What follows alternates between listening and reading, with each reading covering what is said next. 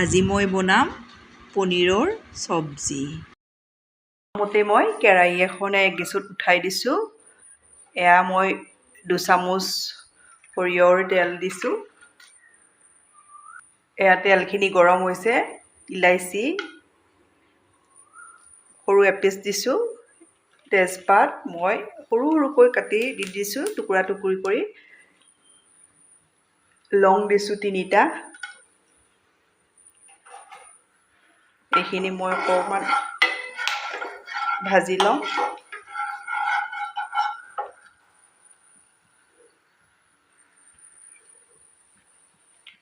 এয়া মই পিঁয়াজ, আদা, নহৰু পেষ্ট এইটো মিক্সিত মই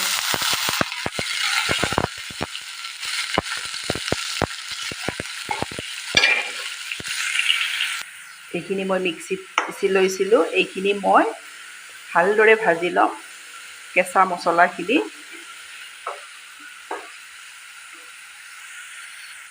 এই মছলাখিনি মই হাই ফ্লেমত ভাজি থাকিম।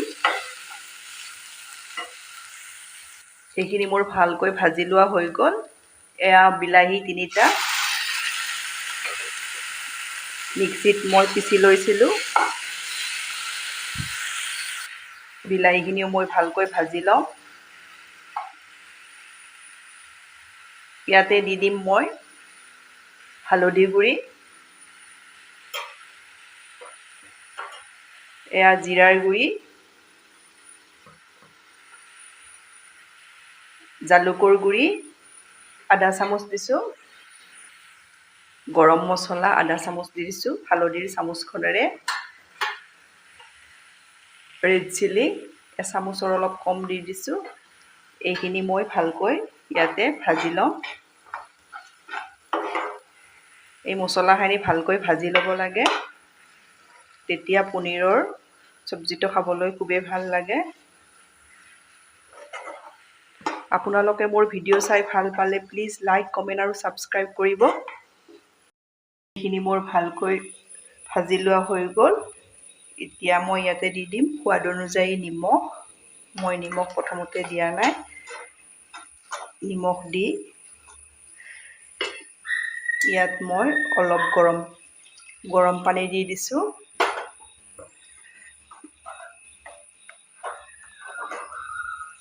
মছলাখিনি মোৰ ভালকৈ ভাজি লোৱা হৈ গ'ল।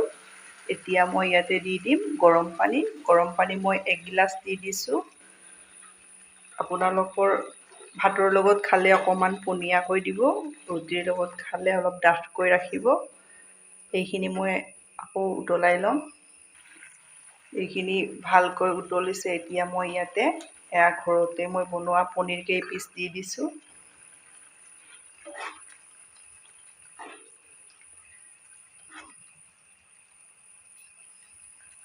আৰু অলপ সময় মই উতলাই লৈ লওঁ। এইখিনি পনীৰ দিয়াৰ পিছত মই 2 মিনিট সময় আকৌ উতলাই লৈছোঁ। এতিয়া মই ইয়াতে দি দিম এয়া গৰম মছলা,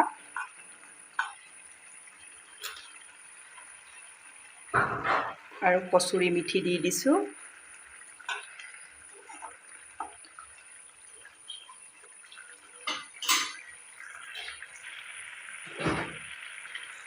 এয়া মোৰ পনীৰৰ চব্জি ৰেডি হৈ গ'ল। এতিয়া মই গেছ অফ কৰি দিম। ধন্যবাদ আপোনালোকে মোৰ ভিডিঅ'টো শেষলৈ চোৱাৰ বাবে।